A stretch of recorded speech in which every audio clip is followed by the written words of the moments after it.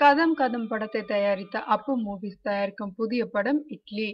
தமிழில் சரத்குமார் நடித்த வைத்தீஸ்வரன், கன்னடத்தில் உபேந்திரன் நடித்த நியூஸ் படங்களை இயக்கிய வித்யாதரன் இப்படத்தை இயக்குகிறார். டெக்னாலஜி தெரியாத 3 பாட்டிகளின் பேத்திக்கு ஒரு பிரச்சனை வருகிறது. அதிலிருந்து மீள்வதற்கு விபரீதமான முடிவை எடுக்கிறார்கள்.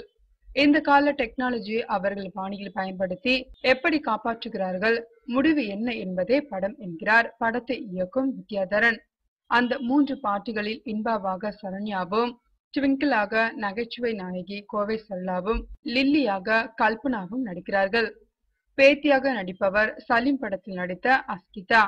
கத்தி அனுகிருஷ்ணா மற்றும் மனோபாலா, சுவாமிநாதன், இமான் அண்ணாச்சி, லொலுசபா மனோகர் ஆகியோர் நடிக்கிறார்கள். மாஃபியா கேங் லீடராக நான்கடவுள் ராஜேந்திரன் நடித்திருக்கிறார்.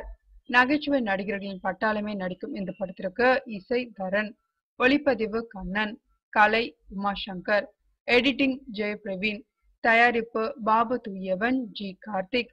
படப்பிடிப்பு இம்மாதம் தொடங்கி ஒரே கட்டமாக தொடர்ந்து நடைபெற்று வருகிறதாம். விரைவில் படம் வெளியாகும் என்றும் எதிர்பார்க்கப்படுகிறது.